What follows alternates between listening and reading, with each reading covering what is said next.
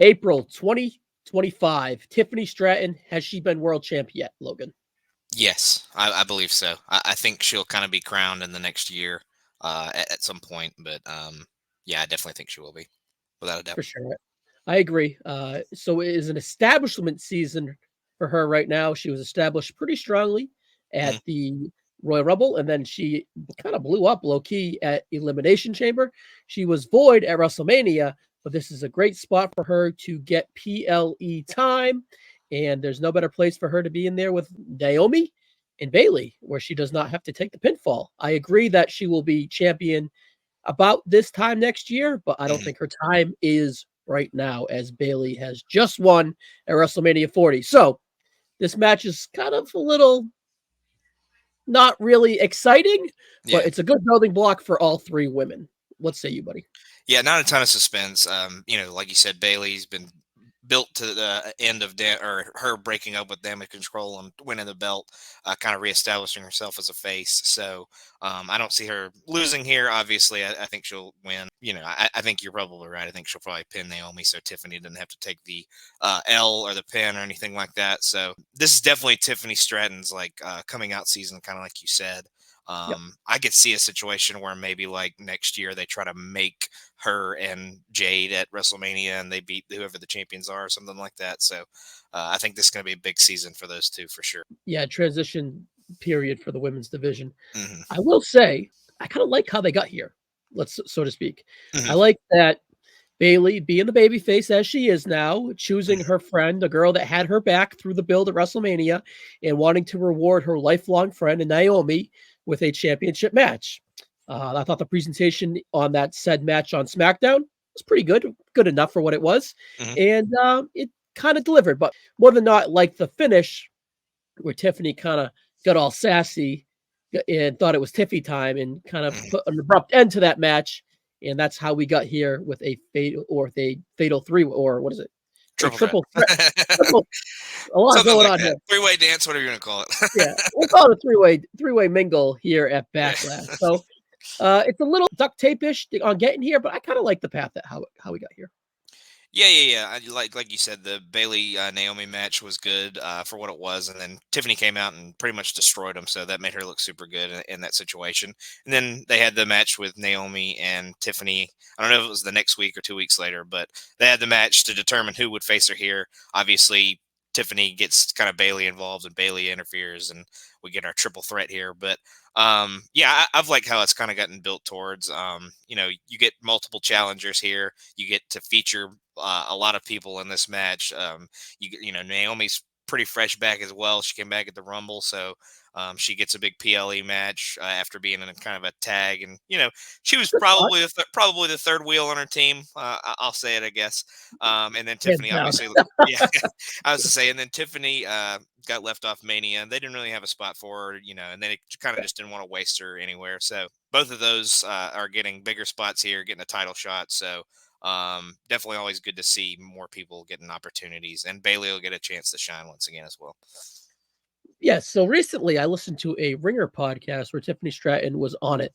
Hmm. Actually, the same episode where Bianca Belair was on it, and Okay. in an interview, she said that she's kind of yearning to be a babyface, and she realized that at Perth when she had such a reaction and she was overwhelmed, but she was overwhelmed in joy. But she Mhm. understands her role right now is to play Barbie bratty heel. For I was like, wow, she's yearning to be a babyface because she is so goddamn goddamn good in this heel role that I was just like, interesting. Wow, her as babyface is kind of inevitable, but for her wanting to be all in, and even dating back to a few years ago in her interviews where she had a lot of early NXT success and she was Mhm. like, "Oh, I am so far away from an in-ring psychology standpoint. I need all the reps I can get Mhm. here in the PC. I need to pick the minds of all these trainers, so on and so forth." So she's very aware and she's very into her career. So I think to go kind of full circle here, I think she will be world champ a year from now. Hmm. Yeah, and I've heard interviews like that before. I've heard her say things like that, and that's why honestly, when she was first starting out, I was like, this girl's going to be a star. She gets it. Yeah. She gets that she doesn't get everything right now, and she needs to learn and pick the brains of all these people. And I think it's a great spot for her to be in this match again with two veterans that have been around for forever, have been around the world, especially Naomi recently has been in Impact, been other places. So, for her getting more experience and being in a triple threat match too, to kind of learn how to work something like that as well. Yeah. But being in there with Bayley and Naomi can only help her even more. But yeah, early on, I kind of thought I heard some interviews kind of like you were talking about that she really wanted to understand most of everything about what was going on before she really got the call up and really wanted or got to the point where she was going to be super established or anything like that. So I think she definitely gets it from that perspective. But I definitely think she has a huge future in front of her.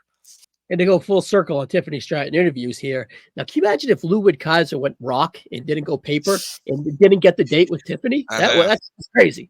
That's crazy. That's Yeah, crazy. I heard that yesterday as well. And obviously, happy birthday to Tiffany. It is her birthday today, so Oh, it is the Tiffany birthday time. So, uh, but well, we've been celebrating for about 6 minutes now. There's two other yeah, girls true. in this match, so it kind of I don't know. Is that a bad thing for Bayley that we've been talking about Tiffany mostly for this first 6 minutes or so? No, I think this run for Bailey is kind of to like she's going to be champion and they're going to put her in some spots that make her shine and stuff like that. But I feel like this is kind of like she's going to face all the people that are kind of on SmackDown, and this is going to be her kind of you know putting them over without losing to them. I guess is what I'm trying to say. A lot of the younger superstars, she can have matches with and make them look good, but also come out in the end with the belt. So I think this will kind of be her being champ, but also putting over a lot of people in their performances, at least. Yeah, that's a good point. That's a really good point, and I can see that here. Not a lot of suspense, Logan, unfortunately, but Mhm. it's definitely interesting, and the in ring should be strong, so to speak. Really, I'm curious how long you think Bailey will actually be champion. I don't want to start being like, oh, it's been there, done that, because it hasn't. It's been a while since she's been champion.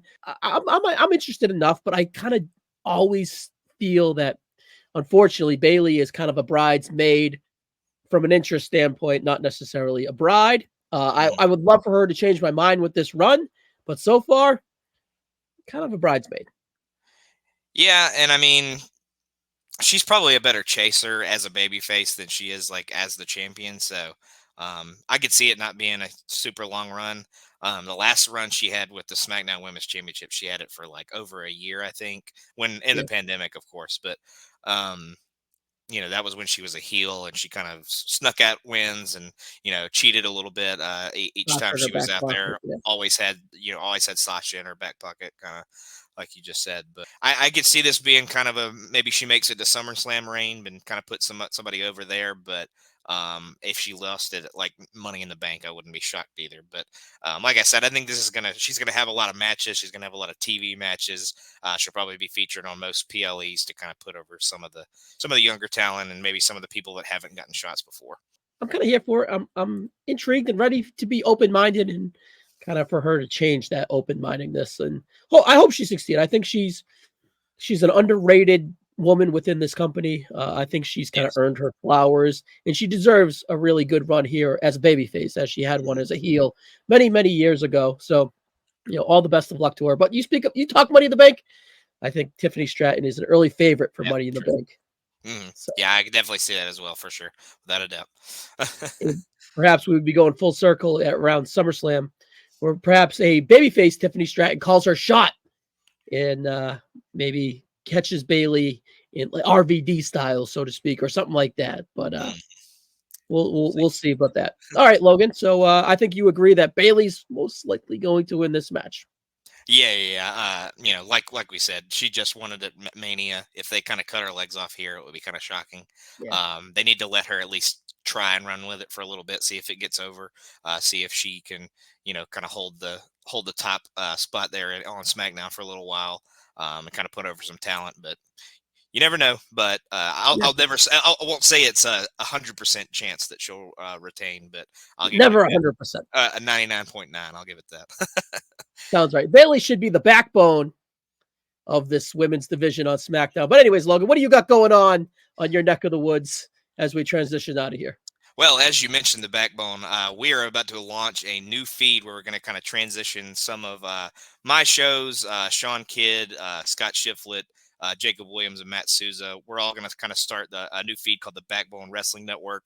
We're going to have Highway to the Impact Zone, linking up luchas, YouTube roulette, ruthlessly aggressives going over there. New Gen on a Mission is actually going to join us as well.